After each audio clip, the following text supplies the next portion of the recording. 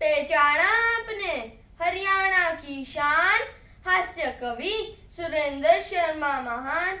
एक दिन मैं अपनी नाराज घरवाली से बोलिया, पत्नी जी इसमें हंसने की क्या बात है, जिससे डर लागे उसे तो जी ही कहा जावे है।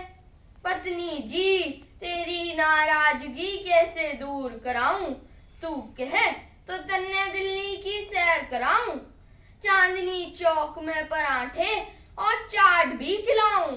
जैसे ही उसकी यहाँ आई मन ने भी अपनी बहादुरी दिखाई और कोरोना काल में निकल पड़े दिल्ली की भीड़ में भाई। अपनी खूबसूरती और अदा दिखाई थी, हम हरियाणा के हैं भाई। मास्क लगा के क्या अपनी खिल्ली उड़वानी थी, और मारी घरवाली ने तो अपनी लिपस्टिक भी दिखानी थी। सैनिटाइजर की गंध तो मन ने कदे ना भाई, और मारी हेमा मालिनी तो घर से ही ना ले आई। मारी यह बात कोरोना को इतनी पसंद आई कि हमें मिलने में उसने कतई देर ना लगाई। मेरे पास आके उसने मुझे मेरी नानी याद दिलाई।